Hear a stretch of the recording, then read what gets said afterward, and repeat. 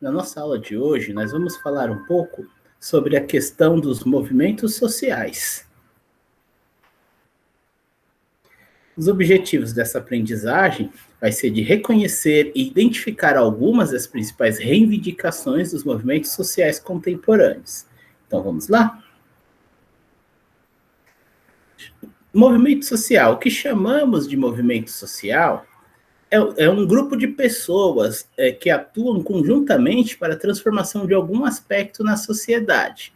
Esses grupos de pessoas, eles podem lutar tanto por redistribuição, que seria a correção de injustiças econômicas, principalmente a questão da redistribuição de renda, que é um dos fatores atenuantes das grandes desigualdades que ocorrem, né, perante a sociedade, quanto também de reconhecimento, que seria a correção de injustiças culturais, que são causadas por questões culturais, tanto religiosas como de nacionalidades, tanto de conjunturas sociais, de grupos religiosos, de grupos culturais ou demais grupos da sociedade. Então, o reconhecimento e a correção das injustiças que geralmente são causadas por essas questões culturais.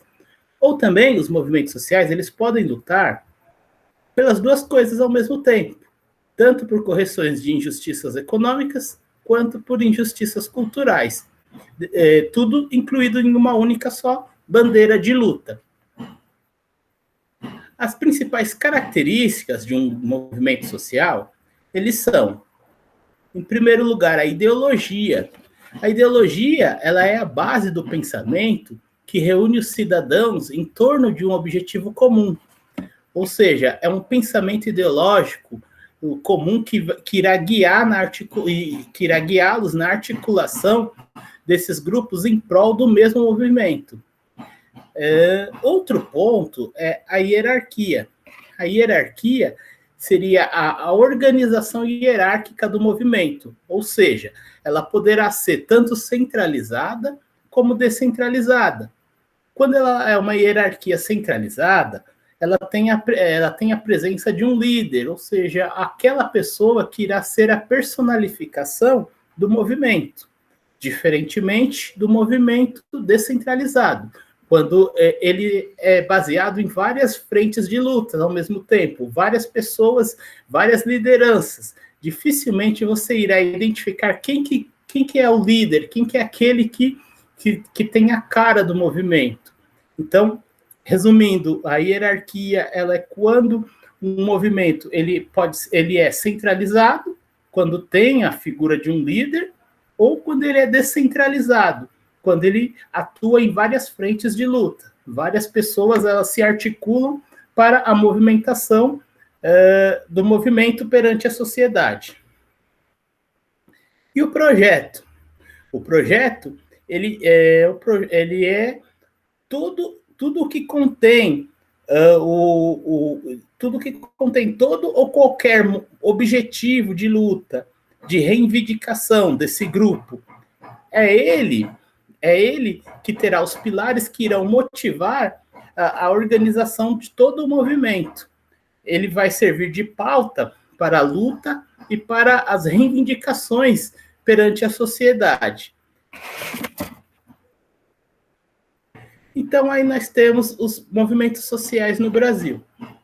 Os movimentos sociais no Brasil, eles irão ganhar força a partir da década de 70, porque na década de 70 é um período muito conturbado da nossa política, em que a gente tinha como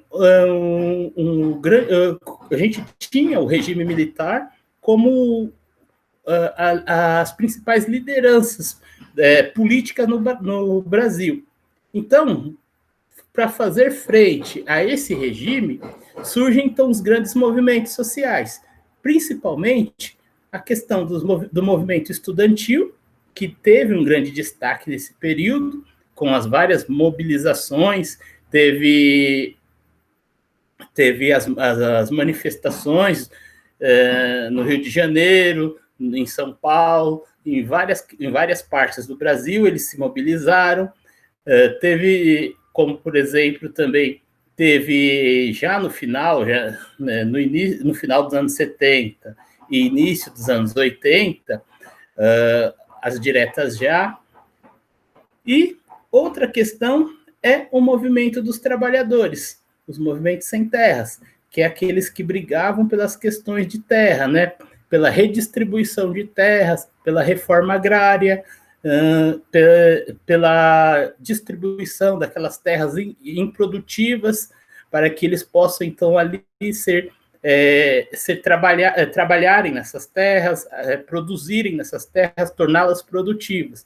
Então, a bandeira deles era essa, de ter acesso a essas terras improdutivas, terem uma reforma agrária, né? E, atualmente, temos o quê? Os movimentos que lutam na contemporaneidade, ou seja, os movimentos que lutam na atualidade.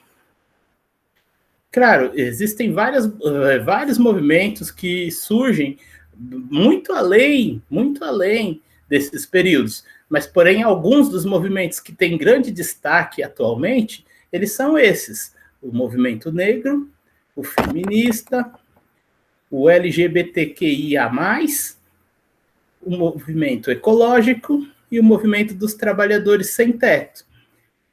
Junto, claro, com esses movimentos que já existiam, como eu falei, tanto também o movimento estudantil, o movimento dos trabalhadores sem terras, entre outras frentes, além de alguns outros setores, alguns outros movimentos, que eles são restritos a algumas regiões do país, eles são restritos a algumas classes de trabalhadores, eles são restritos a algumas classes de luta, ou seja, cada movimento ele se articula de uma forma independente.